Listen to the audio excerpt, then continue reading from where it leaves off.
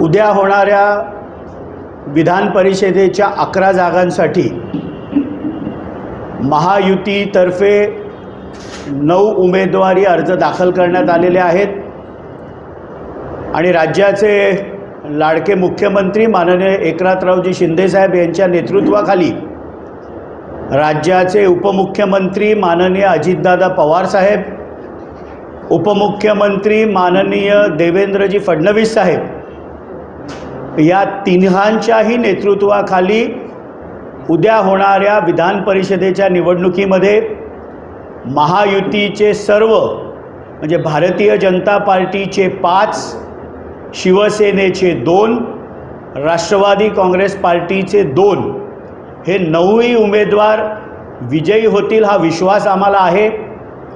राष्ट्रवादी काँग्रेस पार्टीतर्फे श्री राजेश विटेकर आणि श्री शिवाजीराव गर्जे यांना माननीय अजितदादा पवार साहेबांनी उमेदवारी दिली आहे आणि पहिल्या फेरीमध्येच राष्ट्रवादीचे दोन्ही हे उमेदवार विजयी होतील। महाविकास आघाडीतर्फे 3 उमेदवार या निवडणुकीमध्ये उभे करण्यात आलेले आहेत आणि मला विश्वास आहे की त्या 3 पैकी एका उमेदवाराचा पराभव हा निश्चित आहे आणि महायुतीचे सर्वच्या सर्व 9 उमेदवार ह्या विधान परिषदेच्या निवडणुकीला विजयी होतील।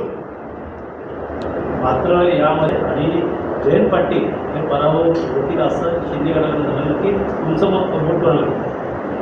महायुतीचे 9च्या 9 उमेदवार विजयी होत असतानाच त्यांच्या 3 पैकी निश्चितच एक जणाचा पराभव होणार आहे आणि शिवसेनेतर्फे उद्धव बाळासाहेब ठाकरे गटातर्फे उभे करण्यात आलेले मिलिंद नार्वेकर यांचे सर्वच पक्षांमध्ये असलेले मधुर संबंध त्यामुळे ते विजयी होऊ शकतात आणि शेतकरी कामगार पक्षाचे जयंत पाटील हे पराभव होऊ शकतात। हा पराभव म्हणजे शरद पवारांचा पराभव। आता राष्ट्रवादी काँग्रेस पार्टी शरदचंद्रजी पवार या गटाने शेतकरी कामगार पक्षाच्या जयंत पाटील यांना समर्थन दिलेलं आहे, त्यामुळे उद्या त्यांचा पराभव झाला तो राष्ट्रवादी काँग्रेस पक्षाचाच पराभव झाला असं समजलं जाईल। घोडेबाजार होऊ शकतो याच्यामध्ये असे अनेक आरोप लावण्यात आलेले आहेत नाही, असं मला अजिबात वाटत नाही।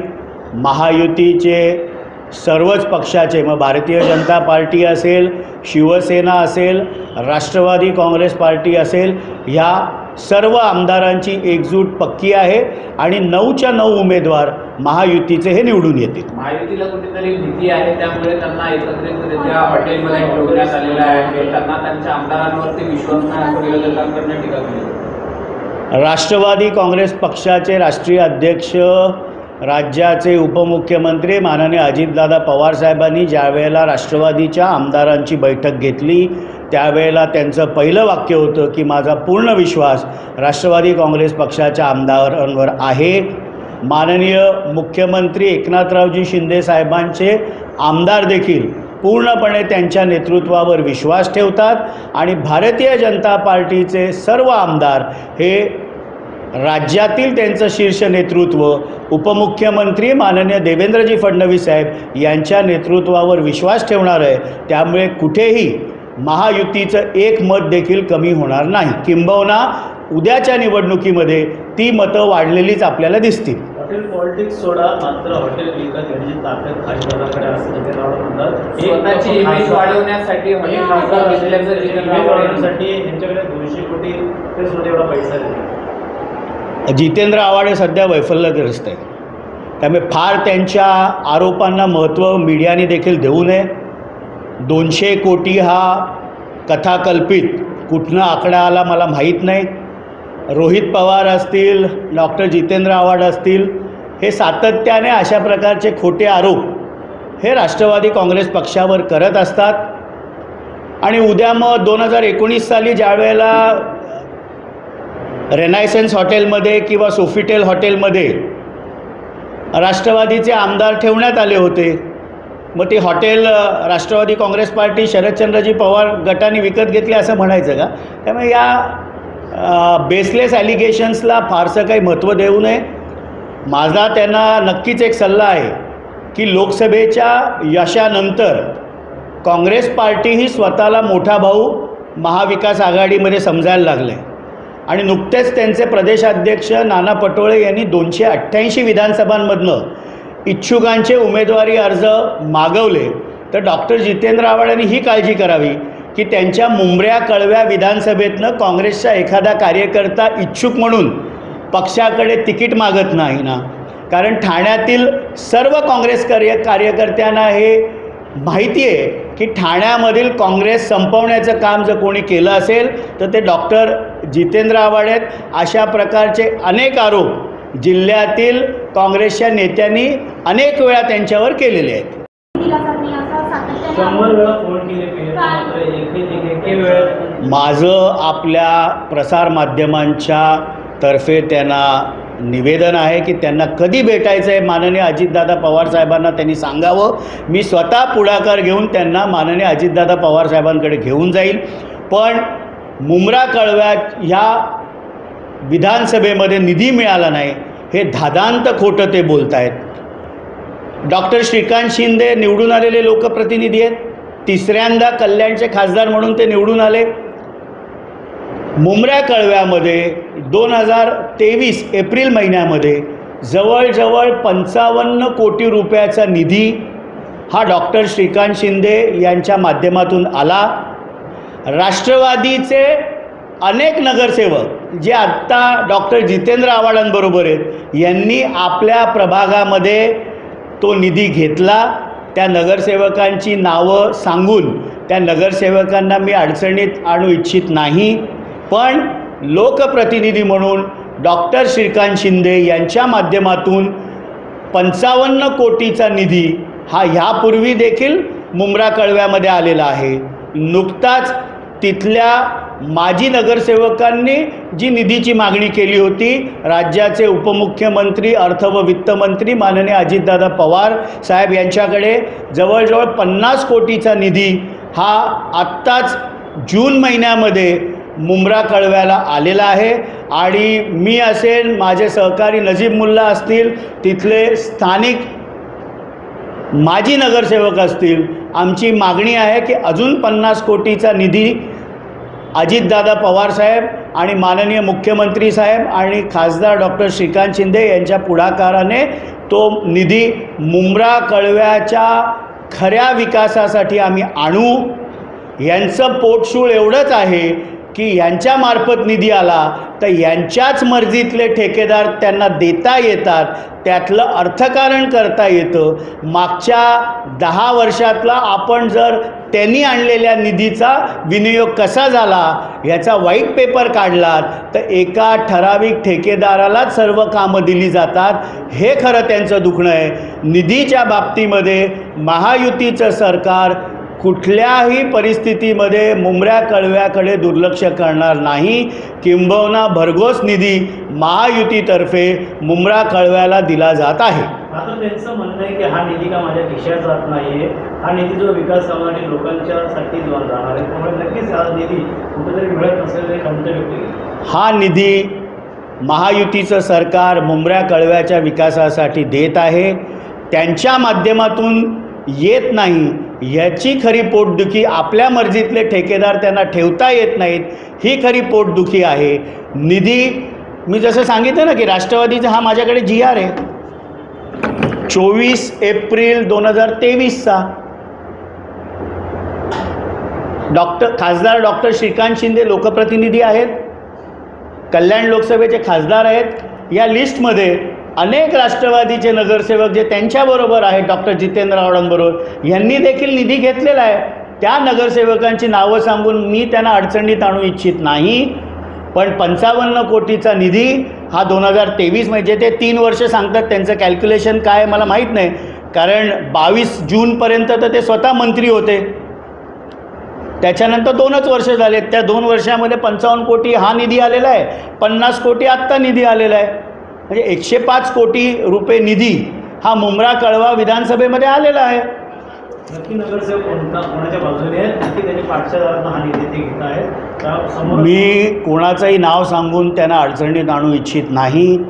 कळवा असेल, मुंब्रा असेल, तथाकथित निष्ठावान त्यांच्याबरोबर असलेले माजी नगरसेवक हे प्रत्येकाने आपापल्या वॉर्डामध्ये प्रभागामध्ये निधी घेतलेला आहे आणि तो निधी शेवटी विकासासाठी आहे, तिथल्या लोकांसाठी आहे. त्यामुळे अधिक मी त्याच्यावर राजकारण करू इच्छित नाही. काँग्रेसने 288 जागासाठी फॉर्म सुरू केले का वाटतं? म्हणून त्यांनी ती चिंता जास्त करावी की सातत्याने अनेक वेळा काँग्रेसचे इथले स्थानिक पदाधिकारी आरोप करत आलेत की कशी काँग्रेस संपवण्याचं काम हे डॉक्टर जितेंद्र आव्हाडांनी खास करून कळव्या मुंबऱ्यामध्ये केलं. त्यामुळे एखादा काँग्रेसचा सच्चा कार्यकर्ता हा मुंब्रा कळव्यातनं विधानसभा लढण्यासाठी इच्छुक झाला तर कोणी आश्चर्य मानू नये. तर नुकतंच दर्शन घेतलं अष्टविनायकांचं, त्यामुळे कुठेतरी माध्यमांसमोर सर्वांना मिळून दर्शन घेतल्याचा आरोप जे आहेत ते विरोधकांमध्ये.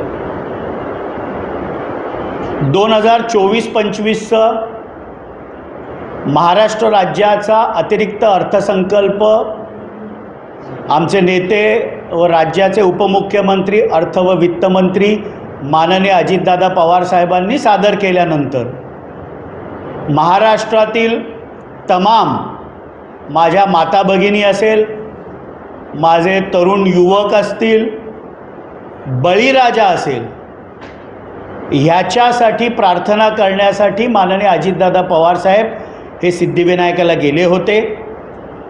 महाराष्ट्रामध्ये पाऊस चांगला पडो, बळीराजाला चांगले दिवस येऊ, कारण मागचं अख्खं वर्ष कुठे दुष्काळ, कुठे गारपीट, कुठे अतिवृष्टी यांनी बळीराजाचं जे नुकसान झालं आहे, यावर्षी चांगला पाऊस येवो. बळीराजाला देखील 7.5 HP खालची ज्याची मोटर आहे यांना मोफत वीज देण्याचा क्रांतिकारी निर्णय राज्य महायुतीने घेतला. त्याचप्रमाणे सोयाबीन असेल, कापूस असेल, याला 5,000 रुपये हेक्टरी अनुदान देण्याचं काम केलं.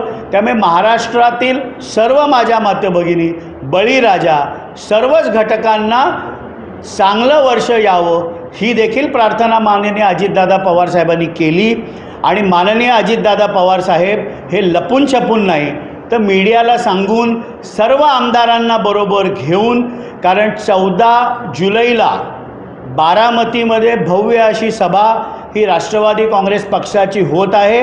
म्हणून विनायकी होती त्या दिवशी, सिद्धिविनायकाचं दर्शन घेण्यासाठी गेले.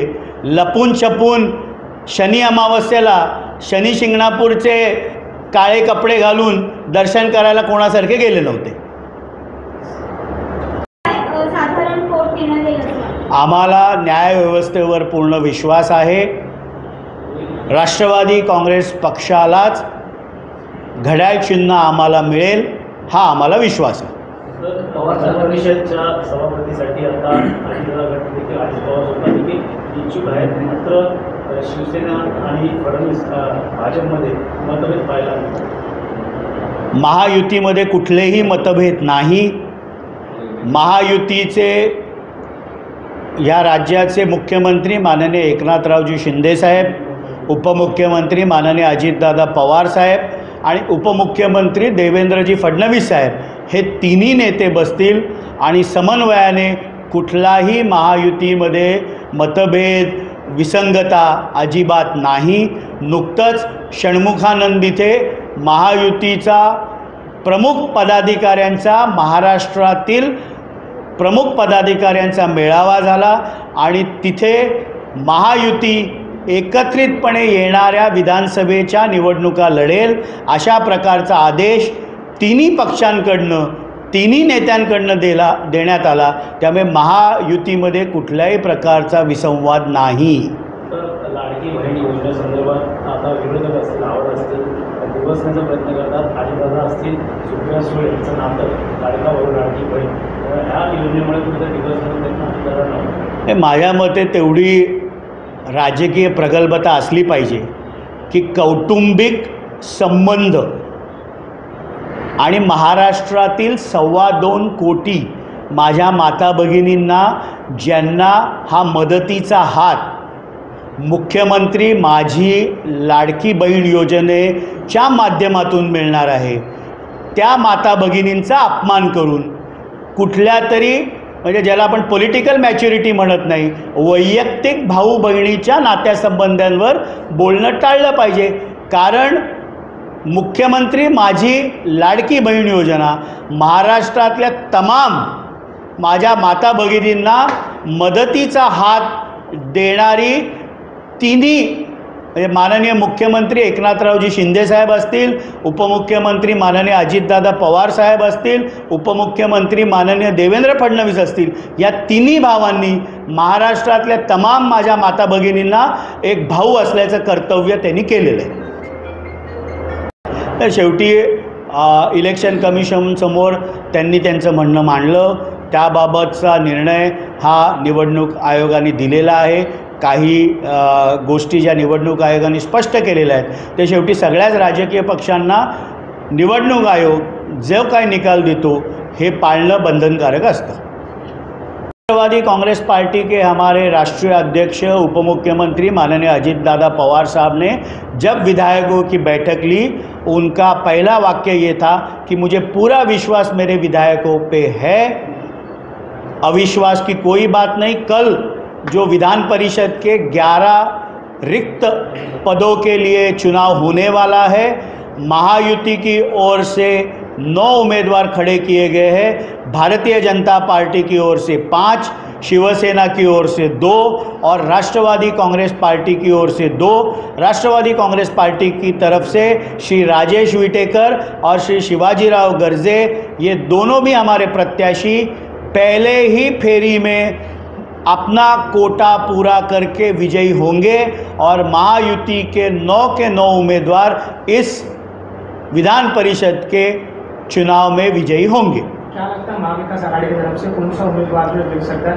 क्योंकि मिलिंद नार्वेकर के संबंध सभी के साथ अच्छे, वही शरद पवार ग्रुप की तरफ से जो है शेकाप में जो जयंत पाटिल उनको अपना समर्थन दिया. महाविकास आघाड़ी की तरफ से 3 प्रत्याशी खड़े किए गए हैं, लेकिन जो शिवसेना उद्धव बाला साहब ठाकरे और कांग्रेस के जो संबंध है उसमें संभावना यही है कि श्री मिलिंद नार्वेकर, जिनके सारे पक्षों में अच्छे संबंध है, ये विजयी होंगे और शेकाप के जयंत पाटिल, इनका पराजय होगा, ये कल की संभावना है. लेकिन हमें विश्वास है कि महायुति के जितने वोट है उससे ज़्यादा वोट लेके ही महायुति के 9 उम्मीदवार ये विजयी होंगे. सर, जैसे देखा जाए जयंत पाटिल जी को पवार साहब ने खुद समर्थन दिया है, ये जो जयंत पाटिल का पराभव होगा, कहीं पवार साहब को पराभव नहीं माना जाएगा? राष्ट्रवादी कांग्रेस पार्टी शरद चंद्र जी पवार गुट के पास खुद की विधायकों की संख्या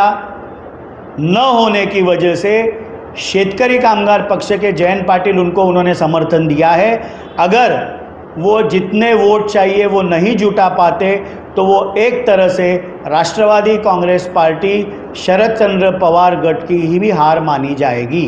अजित पवार जब भाजपा और शिवसेना के साथ सरकार में शामिल हुए तो उनको आश्वासन दिया गया था कि सभापति पद दो उनके जगह, आप रस्सी खींच उसमें जा रहे. क्या लगता है कि अजित पवार ग्रुप को सभापति पद मिलेगा? मुझे विश्वास है कि कोई इसमें रस्सी खींच नहीं हो रही.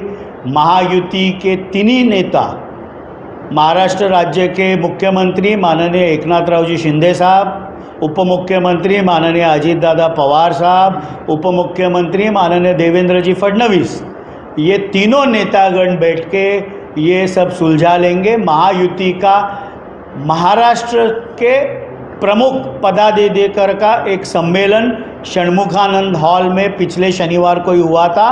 वहाँ पर तीनों पार्टियों के शीर्ष नेतृत्व ने ये स्पष्ट कर दिया था कि विधानसभा की आने वाले चुनाव हम महायुति करके ही लड़ेंगे और महायुति के, चाहे भारतीय जनता पार्टी हो, चाहे शिवसेना हो, चाहे राष्ट्रवादी हो, इन तीनों पार्टियों में कोई भी विसंगता नहीं है.